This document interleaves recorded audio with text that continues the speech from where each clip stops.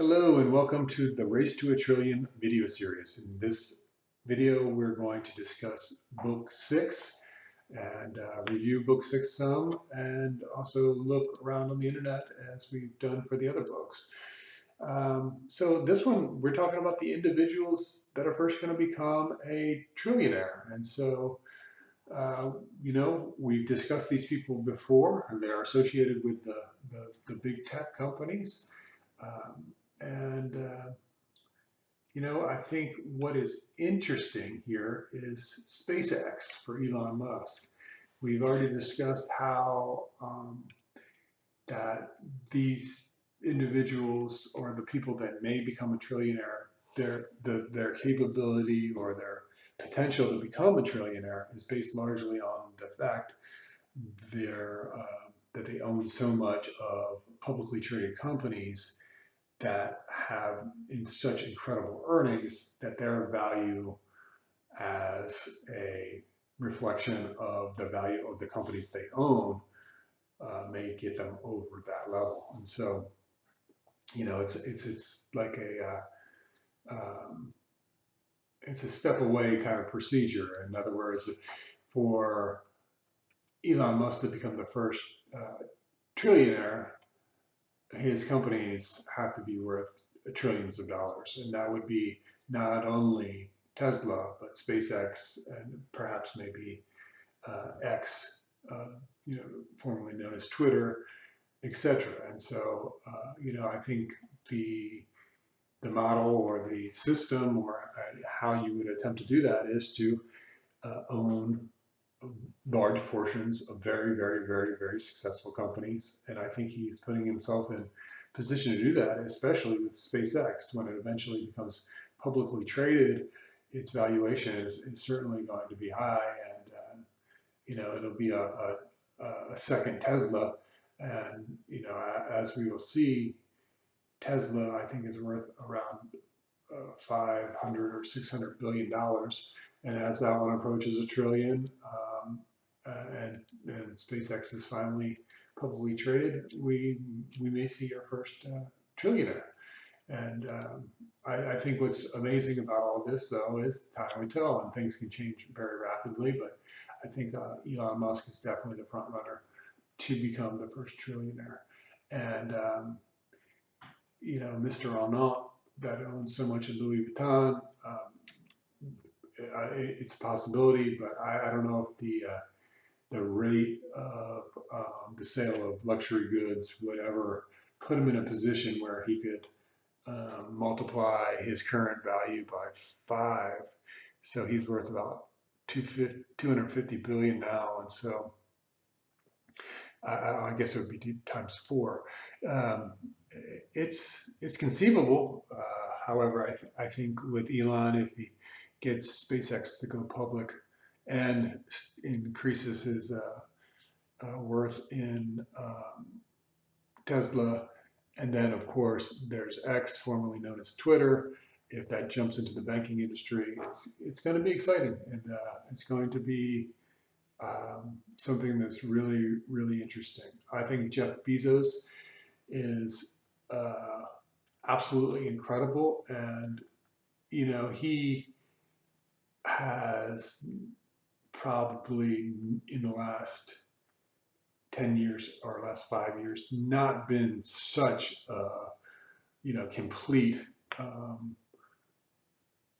you know attempting to just become corporate everything. He's enjoyed some leisure in his life, and which I think is absolutely outstanding for these richest people in the world to spend money. It's with the steel barons and things like that. The first round of richest people we had in this country, some of them were very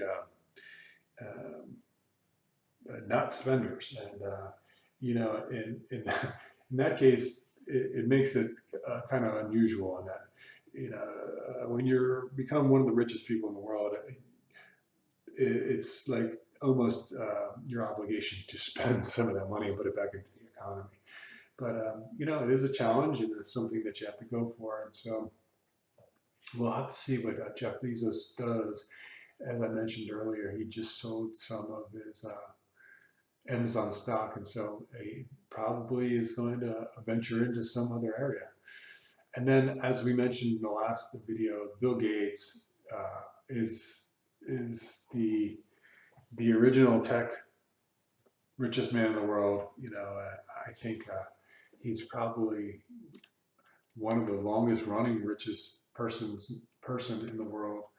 And if he wanted to be the richest man in the world and be the first trillionaire, I don't think there would have been anything stopping him. I think he could have definitely achieved that, and I think his shift to philanthropy was a great one and a great thing for this country. And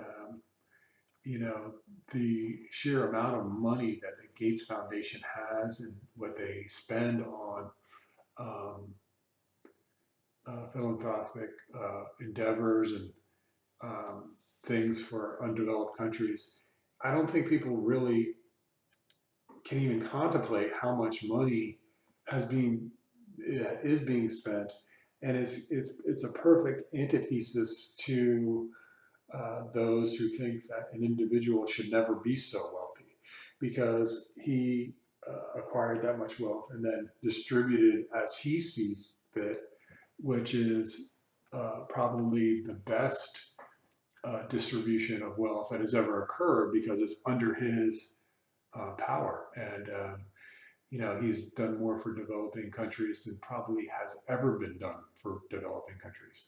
And so I think that's a story that remains to be completely written because he hasn't done all that he has. But I think people don't grasp the amount of wealth that is or has been distributed. And of course, Warren Buffett is very, very, very much a part of that as well.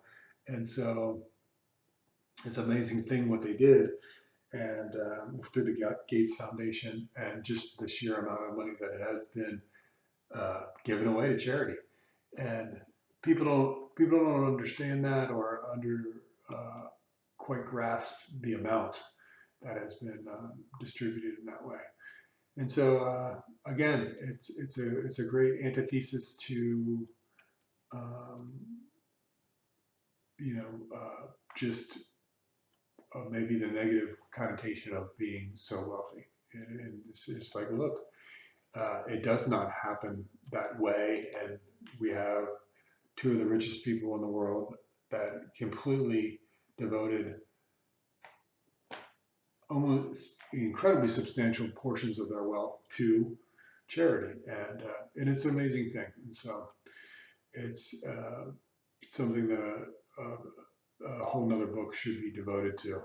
And, those two are not finished by any means. And so we'll see how that goes.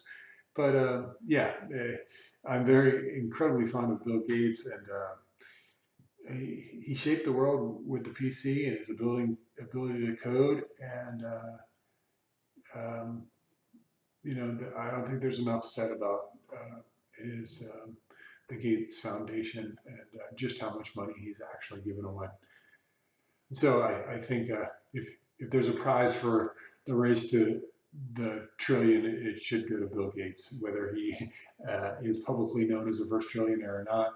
I think he could have been if he wanted to be.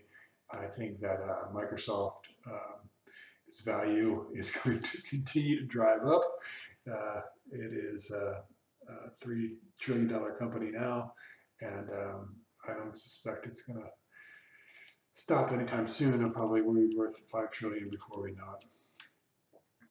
All right, that'll do it for the first individual to be worth $1 trillion. And again, this is the fun part of the series, is that who's going to be the person that's worth $1 trillion first? And that's where the race is still on, and is just the fun part of this all. And again, the human citizens of the earth will be the benefactors of such a race, and that it will definitely increase human ingenuity and um, the rate of invention and everything else because you need new things, you need better things, you need AI, and those would be the types of things that drive a person over $1 trillion. And I think that there's a AI revolution that's like, or at least an AI bubble that is likely to occur, and so there's going to be newly minted billionaires through all of that, and it's going to be a great thing to watch. And so the race to a trillion will be one worth watching, just like any type of competition, like a horse race or anything else. And that is, it's going to change the world, and it's going to be an interesting thing to see happen. And and it's just an arbitrary milestone, but 15 zeros is 15 zeros, and so we'll see what happens. Thank you so much for listening. We'll cover book 7 next.